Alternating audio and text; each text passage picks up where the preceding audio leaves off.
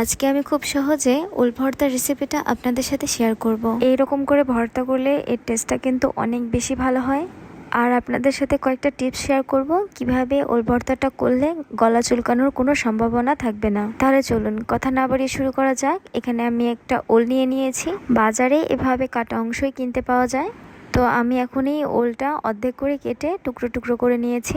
অবশ্যই একটু টুকরো টুকরো করে নিতে হবে, না হলে সেদ্ধ হতে অনেক বেশি সময় লেগে যাবে। এরপর একটি পাতিলে আমি পানি নিয়ে নিয়েছি। এর ভেতরে লবণ, হলুদের গুঁড়া আর সামান্য একটু লেবুর রস দিতে হবে। এগুলো দেওয়ার পরে ওলটা যদি সেদ্ধ করে নেওয়া হয় তাহলে কিন্তু ওল থেকে গলা চলকানোর আর কোনো সম্ভাবনা থাকে না। এরপর পানিটা যখন সামান্য গরম হয়ে এসেছে এর ভেতরে আমি ওলগুলো দিয়ে দিয়েছি। 15 থেকে 16 মিনিটের মতো লেগেছে আমার এই ওলটা সেদ্ধ হওয়ার জন্য। দেখতে পাচ্ছেন চামচের সাহায্যে কিন্তু চাপ দিলে এটা ভেঙে আসছে, তাহলে বোঝা যাবে যে এটা খুব ভালোভাবে সেদ্ধ হয়ে গেছে। এখন আমি ছাঁকনির সাহায্যে তুলে নিচ্ছি, একদম পানিটা যাতে না থাকে। এখন আমি কড়াইয়ে সামান্য তেল নিয়ে নিয়েছি। এখানে আমি সাদা তেলটাই ব্যবহার করছি, আপনারা চাইলে সরিষার তেলটা ব্যবহার করতে পারেন। এরপর আমি এর ভেতরে শুকনো মরিচ দিয়ে দিয়েছি। আপনারা আপনাদের পছন্দ মতো শুকনা মরিচ ভালো করে ভেজে নেবেন।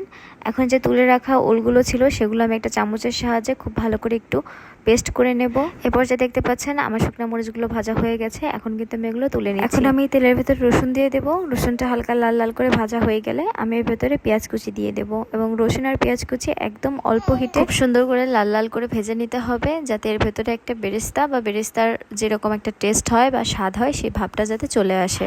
দেখতে পাচ্ছেন এ পর্যায়ে কিন্তু আমার পেঁয়াজগুলো সুন্দর করে ভাজা হয়ে গেছে। লাল লাল হয়ে আসলে এ পর্যায়ে আমি পেস্ট করে রাখা যে ওলগুলো ছিল সেগুলো দিয়ে দেব। এ পর্যায়ে চুলার হিটটা আস্তে রাখবেন যাতে আবার কোনো কিছু পুড়ে না যায়। এ পর্যন্ত কিন্তু আমি সেরকমভাবে কোনো লবণ ব্যবহার করিনি, শুধু সিদ্ধর সময় সামান্য ব্যবহার করেছিলাম। এখন কিন্তু আমি লবণটা দিয়ে দিচ্ছি এবং খুব ভালো করে পেঁয়াজ বেরেস্তার ভেতরে ওলগুলো খুব সুন্দরভাবে ভাজা ভাজা করে নিতে হবে। এই পর্যায়ে ভর্তার এত সুন্দর একটা ফ্লেভার বের হবে। সেদ্ধ করে রাখা ওল হাতে ভর্তা করলে এর টেস্টটা কিন্তু খুব একটা ভালো পাওয়া যায় না, আর গলা চুলকানোরও সম্ভাবনা থাকে। তাই এভাবে যদি আপনারা ওল ভর্তা করে নেন এর টেস্টটা কিন্তু অনেক বেশি ভালো হয়। আমি প্রথমে যে শুকনা মরিচগুলো তুলে রেখেছিলাম এ পর্যায়ে কিন্তু এটা মিশিয়ে দিয়েছি। শুকনা মরিচগুলো মিশিয়ে দেওয়ার পরেও কিন্তু আমি 3-4 মিনিটের মতো এটা খুব ভালো করে ভেজে নিয়েছি, যাতে ঝালটা খুব ভালোভাবে মিশে যায়।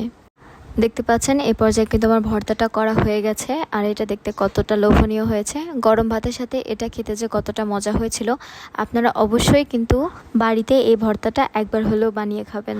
ভিডিওর এই পর্যায়ে আপনাদের কাছে ছোট্ট একটা অনুরোধ থাকবে, ভিডিওটা ভালো লাগলে অবশ্যই একটা লাইক দিতে ভুলবেন না। আর যদি কেউ চ্যানেলে নতুন হয়ে থাকেন তাহলে অবশ্যই চ্যানেলটা সাবস্ক্রাইব করতে পারেন। ভর্তা করার সময় কিন্তু আমি ধনেপাতাটা ব্যবহার করিনি, কেননা ওলের যে আসলে একটা সেন্ট আছে সেই সেন্টটাই অনেক বেশি ভালো লাগে আমার কাছে। এই পর্যায়ে দেখতে পাচ্ছেন আমার ভর্তাটা কতটা সুন্দর হয়েছে, আর উপরে একটা তেল তেল ভাব দেখা যাচ্ছে। এই কারণে ভাতের সাথে খেতে অনেক বেশি ভালো লাগে।